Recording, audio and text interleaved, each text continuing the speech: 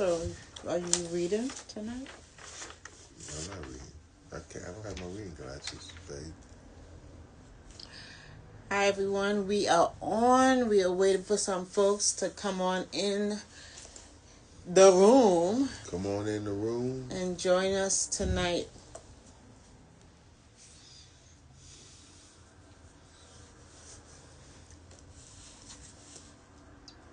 We here. It's been, what, 3 weeks? About 3 weeks? February 14th. Today's the 20.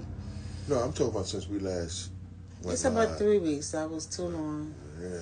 That was too long. But we're going to get started even though folks are not on. We're just, we're going to record. We record. But we're going to just wait a little bit and get some folks in the room tonight. You sent out texts? You let them know that everybody knows? Send out messages. I put out the notices for folks, so we do know that folks are probably getting off from work. People are probably busy. We understand that, the great thing about this is that we get to record it and we can always share it. So I'm excited about that. It never fails. Our sister is doing. Who that? So, yeah. So number one. So yeah, she's number one. She's the number one. She's number one. What up, Fred? So we were just saying that it's okay if we know folks probably not getting off of work or probably whatever they're arranging for their evening, and it's okay. The wonderful thing about this is that we get to record it and still share it, so folks still get to see what has happened. So yeah, you're number one, girl. You're number one. Kevin, you're number two. Kev, you're number one, okay? And then Figgy's number two, because we got to keep it in order. Oh, God. You're the head, so. All right, Kevin. Yeah. All right, so you're not ready? We're not ready? We're going to wait. We're going to wait a couple more minutes? People coming in. You got to give them. Are they coming? Okay, I'll wait.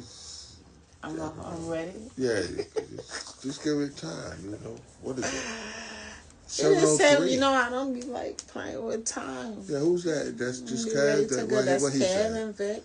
No, he's just still waiting. Well, it'll just be us tonight. No, but we'll be sharing this with folks after, so it's okay. Our mentors. Right? What else? But so we still not ready, no? Because I'm ready to go. Jen is so ready, and I'm like, so what? Because 7 is 7. 7 is 7. You punctual? Yes, I'm punctual. Yeah. Aren't you? Yeah, kind of. Okay. All right. So, am I reading everything, or you are? Who's that? That's fake. What they saying?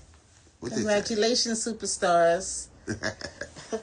So, you want me just to read? You can start reading. But this is you, though. You want me to read you? You can read, yeah. Okay. I don't have my reading glasses on. Oh, I'm so sorry. All right, so tonight we're going to, I am going to read a little, and then we will talk a little.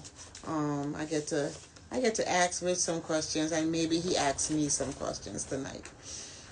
So if you have the book, we'll be coming from chapter 2. If you do not have the book, do we have to wait for y'all to get the book? I urge you to go get the book. We can wait. Go get the book if you don't have the book. Go get the book means go get it from Barnes and Nobles ASAP. But if you have it, just pull it on out. All right. So, chapter 2, The Slippery Slope, The Search for What Lies Beyond. So this is Richard's chapter. He's asking me to read it, so I'm reading. I'll try to do that. And so it talks about how I fell deeper into addiction, triggers, temptations, and denial. My wife unwillingly became my enabler. She gave me what I needed when I asked for it.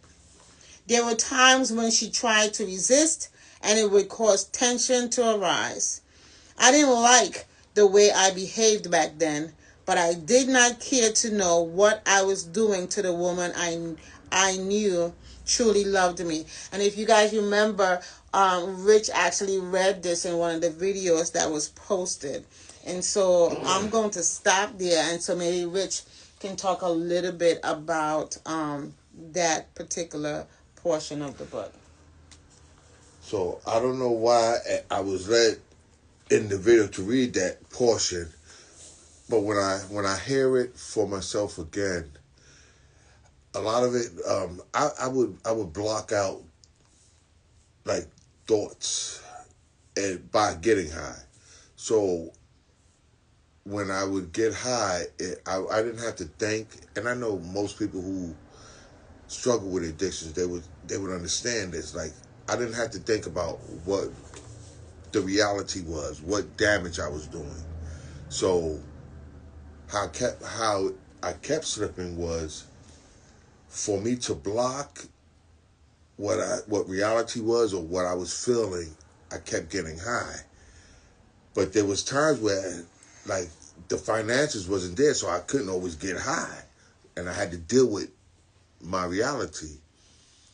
So again, like I said, getting high was the thing that I relied on so that I didn't have to face reality.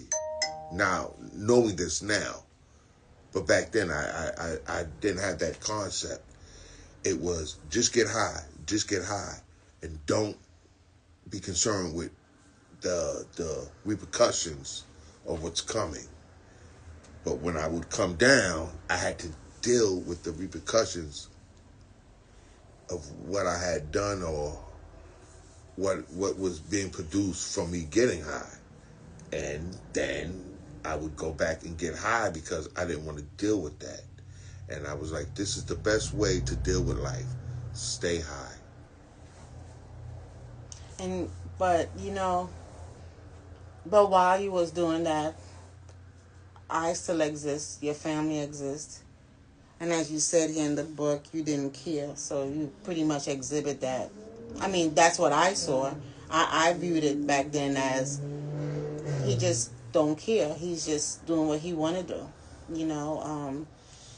What about me, or what about us?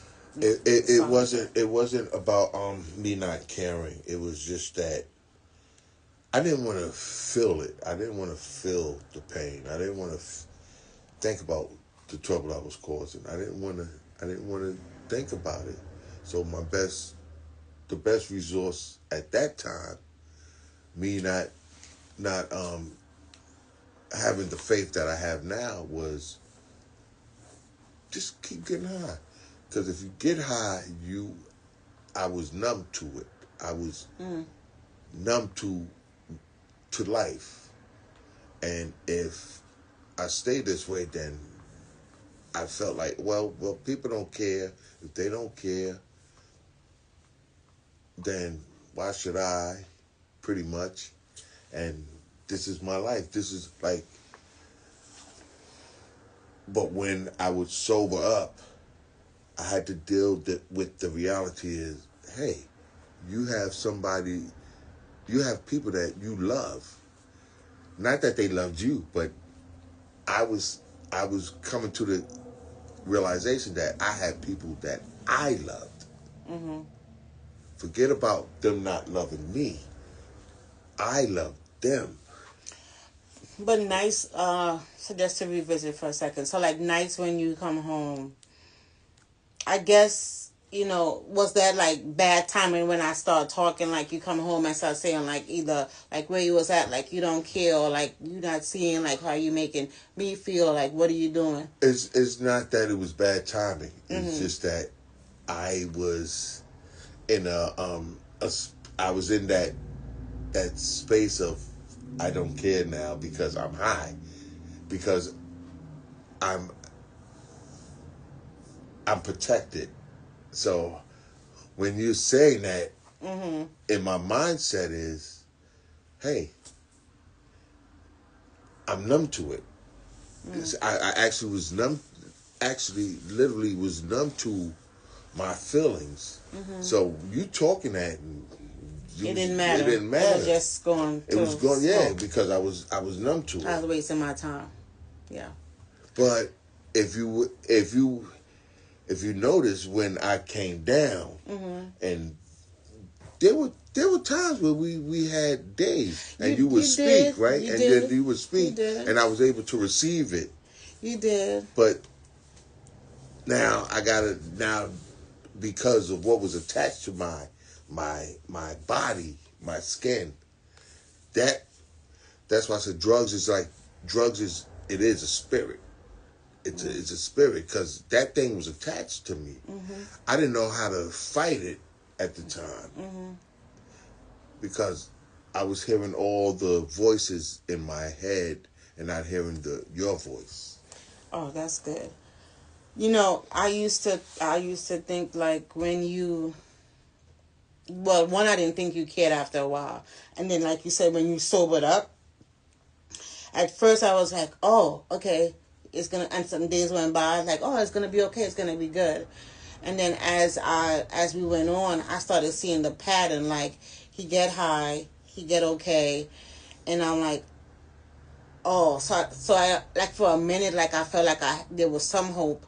But then when you went back, I was like, dang it. But that was so the it just fight. Kept happening over and over and over. So which was frustrating. those days, that was the fight. That was, I know, me and Jenny, we said we don't want to we don't want to be all biblical or righteous all the time.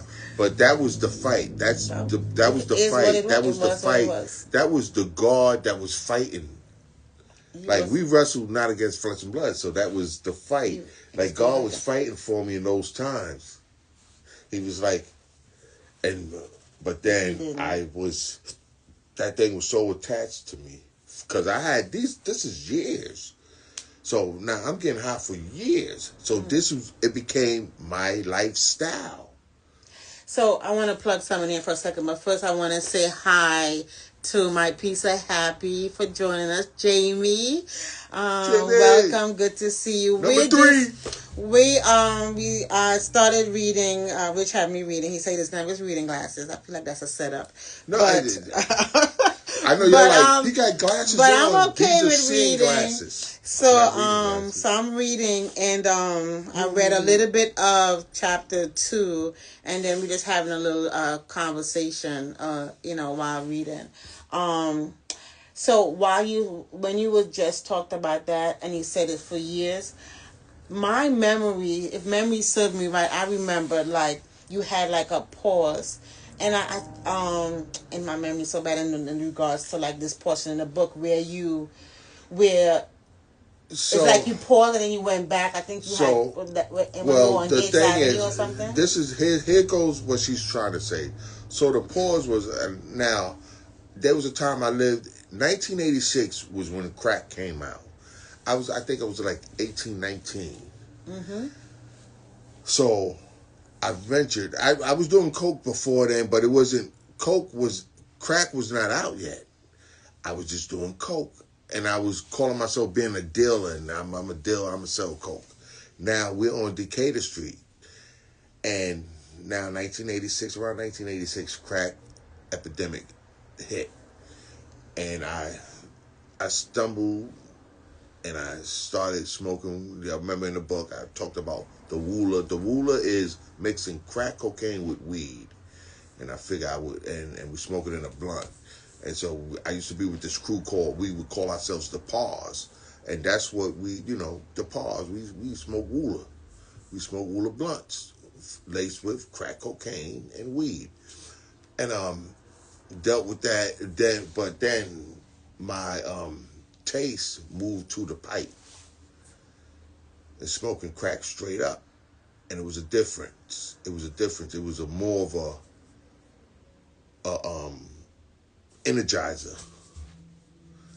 and so I dealt with that from 18 till I think it was about 26, and me and Jenny, that's when we got married, and during that time we was boyfriend and girlfriend. I was dealing with crack, but it wasn't as bad.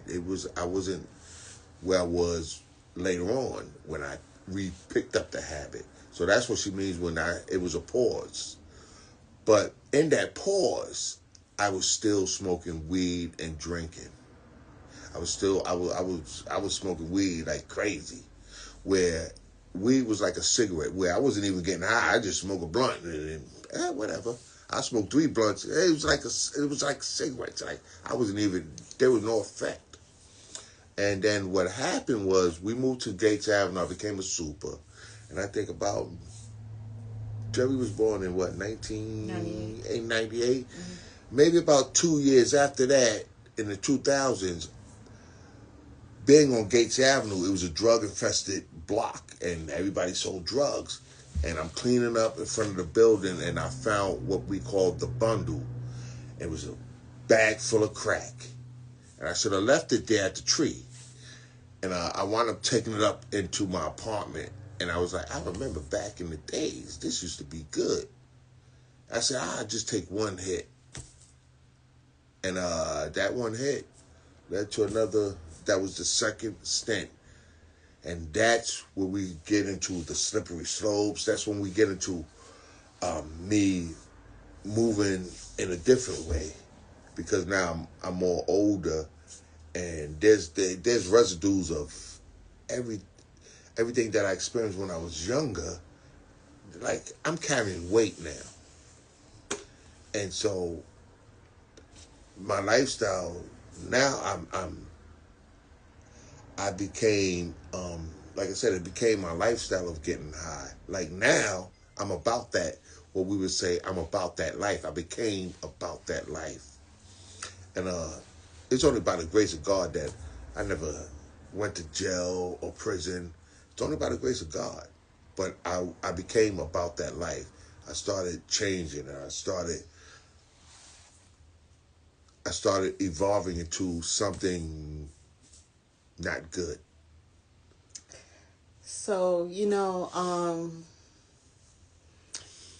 certain parts of the book is, we talk about like hard for him, and I guess in my head I would say, I'm good with every part of the book, but until I hear him speak, then it don't feel so good, but I'm listening to him share, and is I can only give like honor to God, I'm hearing him share, and we could laugh about it now, but there wasn't no laughing back then. It wasn't no laughing, and it's just amazing to see what God can do. And I know this may not be everybody's story, but it could be some more folk story as we continue to share more. The first line that it says, my wife unwillingly became my enabler, and I did. When he comes and he asks $5 here, aside from him taking from out of my pocketbook and so forth, or stealing out of my pocketbook, the asking, and like, I felt like I had no other choice but to give it. And I think in the beginning when it first started, I didn't even view it as anything. Like, he asked me, I'm giving it. But then I guess when the light bulb came on, like, you're feeding the habit. And truth be told, the light bulb didn't fully 100% came on until like later on, when I had to hear myself really say it out loud, that you're being an enabler, like you are helping this process. But I didn't feel like I had no other way out of it back then, because if I didn't help, then it'd be an argument, or it'd be something like, I feel like someone would just be left. And so the best thing was to do back then was to be quiet, and just do it, just do. And he asked and just pray that everything will be okay, But to God be the glory. We're here today and sharing, and I'm just grateful to God, You want me to read a little bit more? Read a little bit more. I knew that Jenny would always be home when I got home. There was no need for me to have another woman in my life. The drugs were the other woman at that time. I didn't like it. Somebody who hasn't walked in my shoes would not even understand this, but I didn't care. I didn't care to look at what I was doing to the woman who I knew truly loved me. I wasn't able to express it. I was ashamed. After all, I felt like she wouldn't believe me because I lied so many times. My actions weren't the actions of a good husband, a good man, or a God-fearing man that she would want. I felt she didn't want to hear it, but she was there. I knew she was there, and all the while I was trying. I like to use this statement. I would say to her, the Richard she was experiencing was the Richard deep inside of me. The old Richie who was using drugs, crying, help, help, don't you see me? I felt like I was trapped in a bubble and she couldn't hear me. She couldn't pull me out. You want to talk a little bit about that? Can I explain that? Because yes, that please. may be when she reads that may be so the Richie that when I was trying to say is the Richie that she's experiencing while I was on drugs is not the Richie that's inside. So or the Richard. So you had Rich. I'll use it that way. You had Rich. Rich was the one that wanted the drugs. Rich was the one because that's what they call Rich. So that was my what's that word when somebody else when you're different. That was my nickname, but not even my nickname. That was my that was the persona. That wasn't who I was. Mm-hmm. But at that time, Rich was the guy that was living in this shell. I hope I'm explaining it right. Like that was me. I'm gonna go out and I'm gonna get what I gotta get. I'm gonna get on my grind. So that's what Rich, blah, blah, blah. And I would move that way. I moved a certain way. I moved with I told you I became about that life. I wasn't the baddest dude. I can handle my own. But there was times where I would be pressed, and I was like, "Oh man, God, you gotta come." I don't wanna respond in the wrong way because I could have been, like I said again, facing life or dead on the street. So there was a fear. The fear wasn't so much of man. The fear was what I would do, what I was capable of doing, because I was out of control. I had no control. So that Rich was what she was seeing, but then there was another Richard, that was inside. That when I was born in 1967. That Richie was crying out like, "Hey, I'm in here. I'm trying to get out." But Richie is blocking. Rich is blocking Richie. Rich is blocking Richie. Mm-hmm. That. So I can't. Hello, you don't see me. I'm not that bad.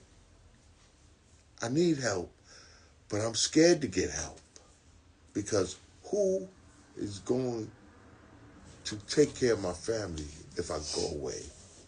Who is going to watch over my house? Even though at the time, I really wasn't watching over my house, but I was watching over my house because if it came to it, then I would do anything to protect these people. Even though it may seem like I would have hurt them, but if you come knocking at my door and I'm here, there's going to be a problem. So the other part I didn't read because it says I was inside of a soundproof room. So that's the part you was talking about. Like it was like inside of you just crying out like nobody's hearing. I was in a bubble. Nobody could hear. Mm-hmm. Nobody would see. And then also in that somewhere book. You hear me saying for years. I'm dealing with this for years before I met Jenny. I'm dealing with this thing for years. Like, God, I don't want to be this way. Why did I ever pick up drugs? Why did I ever start smoking marijuana? Why did I ever start drinking beer?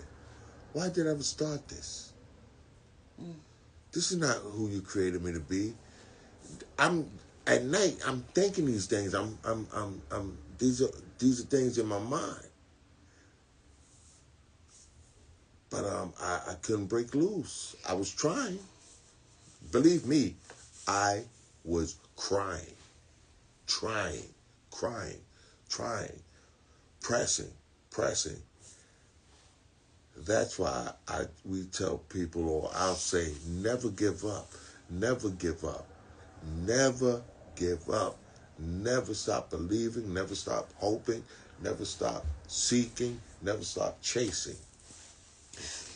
So, let me just come right here. My Piece of Happy said amen. Clever Kev one said a lot of people don't make it to the other side of this journey. And when you said never give up,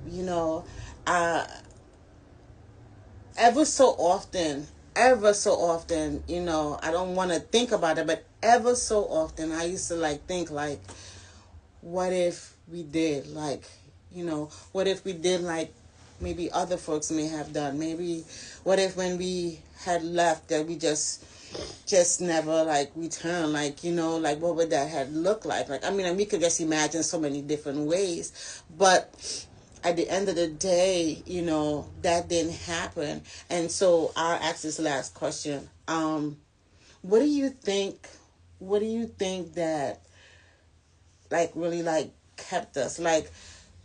All of this is happening. There's a whole lot that's happening. I know we'll talk more at another time again. But what do you think really did it? Because it wasn't a comfortable thing. It just wasn't. So, what was that? What was that? So I before we came on live, I asked myself a personal question. I didn't even share this with you. I said, what was it that made me know that Jenny was the one? We don't speak about this in the book. We was in Cleveland, Ohio. I remember. We did not talk about that. We was it was with the brotherhood. touch of It was a brotherhood convention. The brotherhood churches, the Disciples of Christ. We had our convention, and we hung on this choir. We had this choir that was formed, a community choir called the Touch of Love, and it was based out of St. Philip's Christian Church. Woo woo! My home church. That's where born and raised and grew me and yeah. And so, and I remember we was by the fountain. And I ain't gonna go into it because but there was things, and I cried like a baby. And I was and I knew right then and there that Jennifer was who I was searching for. Can I do a plug? No, I don't trust your plugs. Sometimes your plugs are annoying. It's a good plug. Wait, for 8 to 10 years while you were in the midst of the addiction, I went to work every day as a narcotic officer. I was always a little compassionate towards them because I had a brother going through. Wow. Yes, St. Phillips. Well, yes. I don't even want to. Yes. There's a story behind that. Well, we'll get to that, Kev, because I know that's who it was. There's a little story behind that. And I love my brother-in-law. Out of a lot of people, I know I'm gonna say it for real. I'm gonna say it for real. My brother-in-law from being on Decatur Street, I always felt like a special bond that God brings people into your life. And my brother-in-law, Kevin, I would smoke my blunt downstairs. I'd be asleep. I guess he knew. He must have knew. Richie, get up out the bed. Like he would always come and bring At me. the right time. He would always come. He would always, Richie, let's go for a ride. Let's go check out this. Let's go do this. Let's go. He always checked on me. He always checked on me. Yeah. He always checked on me. I think, so you answer my question? You answer my question? No. Because I said how I knew. Remember I said. Okay. So the plug is, so I knew that I found my wife. Mm-hmm. Reb, however everybody want to say. I knew I found my wife. For you women who are looking for a husband, stop looking for a husband. That's God is, you just pray to God, hey, God, I want to get married. That man that's looking for a wife, he's going to find you.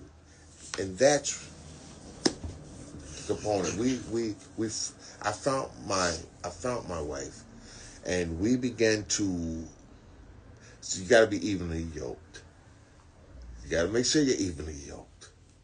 And we began to, as y'all read in the book, we would talk about God. We would pray with each other. We would read sometime. It wasn't like heavy, but it was the glue. And I believe that if we hadn't started that way and didn't have it in our minds, and that God wasn't in our relationship, that when we hit this spot, we wouldn't have overcame. So it's funny you said that, because I was thinking and I said, and being really honest, because I could fluff this, but I'm not, right? So I in my head, I just asked myself, like, if you had known this, all else gonna happen, not this now, this then, would you have? And I have to say, I probably run to the hills. Like, no, I don't want that. I ain't trying to handle that. And it just makes me think at times why God doesn't give us. He might give us a glimpse of what the future is, or what that thing is, or whatever it is, and then he just may not. He might just send you, like, go. You don't need to know. Just do what I tell you to do. And I'm like, wow, God, no wonder why you don't. Because had he have done that, I don't know what that would have looked like. I don't even know what his life would have been like, So, but what I could say is that I'm grateful to God for it, I'm grateful to God for what he did, what he still is doing, He didn't have to, but he did, and he had it all designed and mapped out, I just said that, right? Yeah. I thank God for the Holy Spirit. Like I said, we're not trying to make it seem like but it is what it is. So you said if God would have showed you the glimpse, this is why God doesn't show us the glimpse. This is why God doesn't show us the whole picture. The whole picture. Because remember, it's our free will. Mm-hmm. And once we overcome what we have to overcome, it's like God says, I can trust you. And take you to the next. Mm-hmm. Yeah. So it's a test. It's a test. It's a test. I can't help it, but sometimes I need it to just see me. Yeah. And sometimes that's all some folks need, right? For them to just see you. That was good, Kevin. Yeah, sometimes people just need to know that you're there, just see you. For others, for whatever other ways, but so we're getting ready. We're getting ready to wrap up, but we're going to do more of this, more reading, more conversations. we realize that we can talk to each other and ask those difficult questions that need to ask. And as we go and get better, we will continue to do so. I didn't know how to help you, but I felt like you needed to see someone that cared. That's big. You need to. That's big. That's big. That is Kevin. That's Okay. that is big. No, and that Yeah.